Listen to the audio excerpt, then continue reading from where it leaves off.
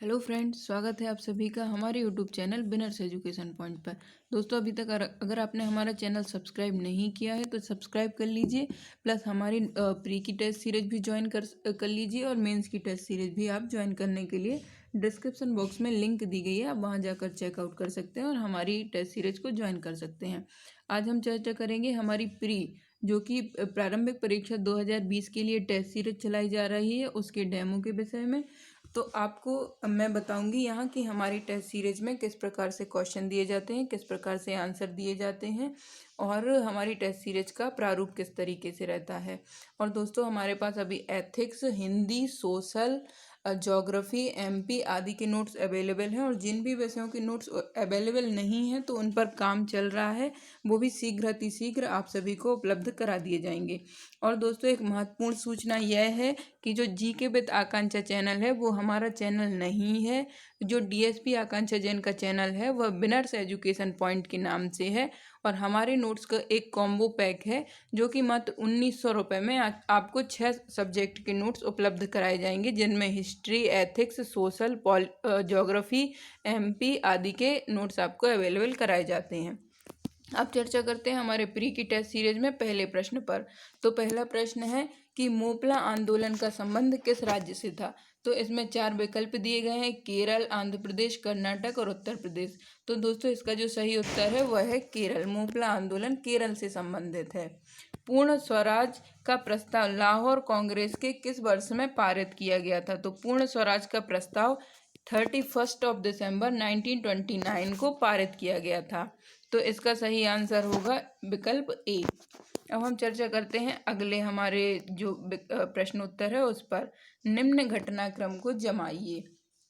तो इसके अंतर्गत भगत सिंह को फांसी कब दी गई थी, कांग्रेस का कराची अधिवेशन कब हुआ था और गांधी इरविन समझौता कब हुआ था।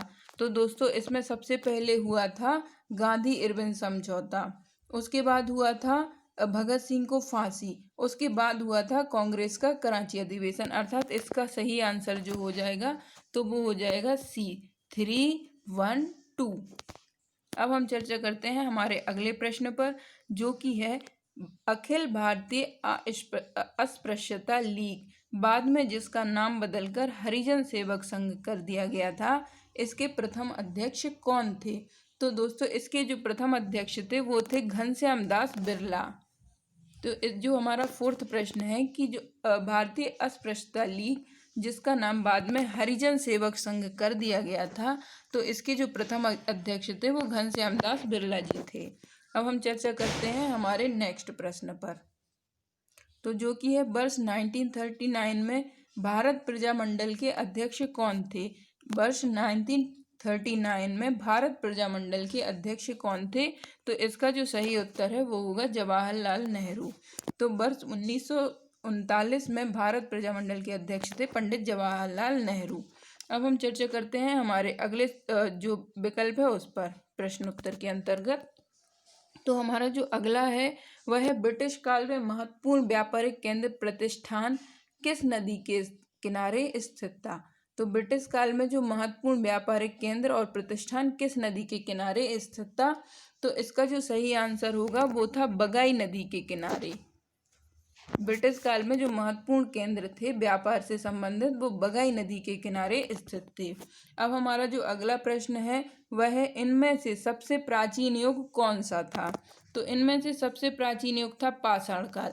पाषाण काल के बाद आता है मध्य पाषाण काल और उसके बाद आता है नव पाषाण काल। तो इन सब में से हमारा जो सबसे प्राचीन होगा वह होगा पाषाण काल।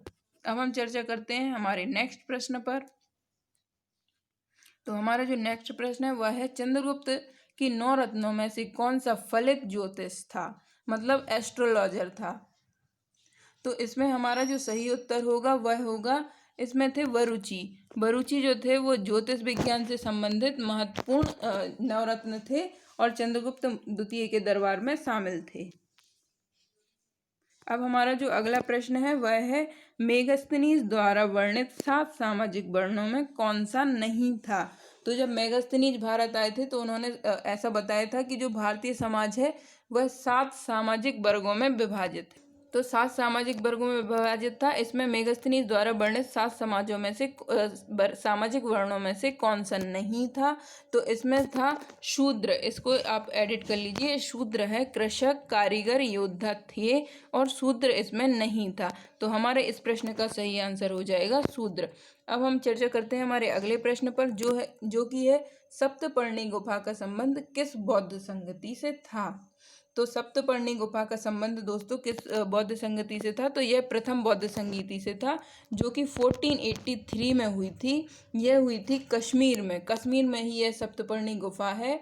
और दोस्तों यह जो प्रथम बौद्ध संगति हुई थी, इसके जो अध्यक्ष थे वह थे महाकश्यप। अब हम चर्चा करते हैं अगले प्रश्न पर। तो हमारा अगला प्रश्न है, अंतिम मुगल सम्राट बहादुर शाह द्वितीय के पिता का नाम क्या था? तो दोस्तों अंतिम मुगल सम्राट बहादुर शाह द्वितीय के पिता का नाम था अकबर शाह द्वितीय।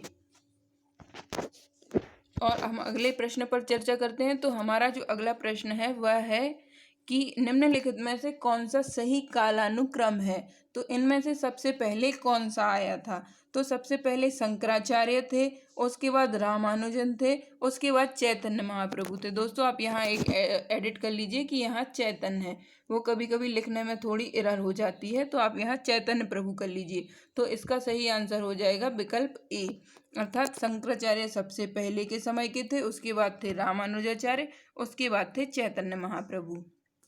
अब जो हमारा 13वां प्रश्न है, इसके अंतर्गत है कि कौन सा विदेशी यात्री किस जो हमारे विजयनगर साम्राज्य से संबंधित है, तो किसके दरबार में कौन सा यात्री आया था? तो इसमें से कौन सा सुमेलित नहीं है?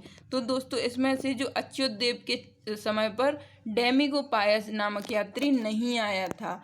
देवराय प्रथम के समय निकोलो कॉन्टी आया था, देवराय द्वितीय के समय अब्दुल रज्जाक आया था, और कृष्ण देवराय के समय ये बाकुशा नामक विदेशी यात्री हमारे विजयनगर साम्राज्य की यात्रा पर थे। अब हम चर्चा करते हैं हमारे अगले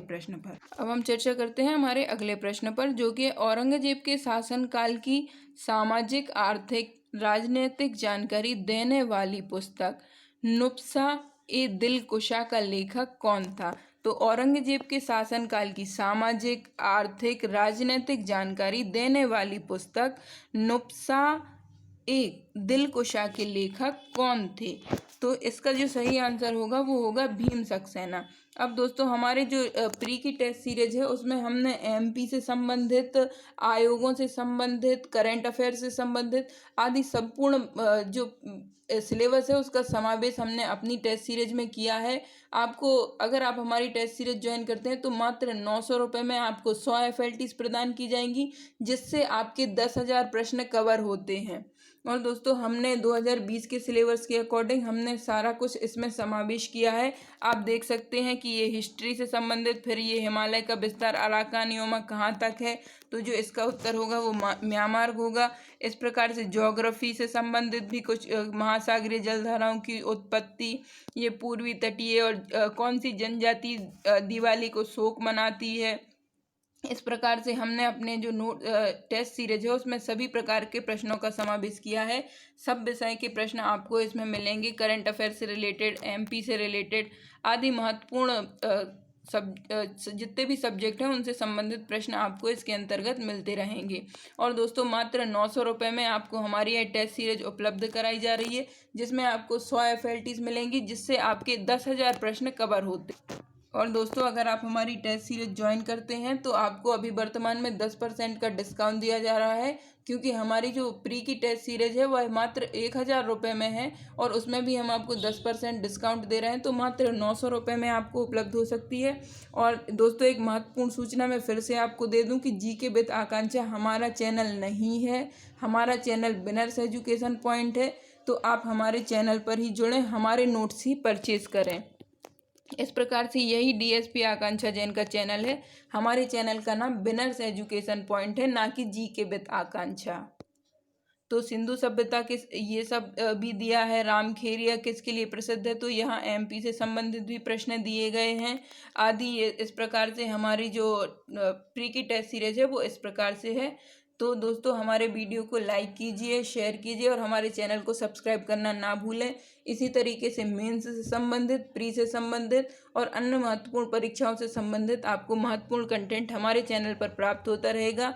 और दोस्तों हमारे वीडियो की फ्री PDF पाने के लिए आप हमारा चैनल ज्वाइन कर सकते हैं, जो कि बिनर्स एजुकेशन पॉइंट के नाम से टेलीग्राम पर उपलब्ध है, जहां आज आपको वसुधैव कुटुंबकम नाम की एक निबंध की PDF भी मिलेगी। धन्यवाद दोस्तों, मिलते हैं अगले वीडियो में।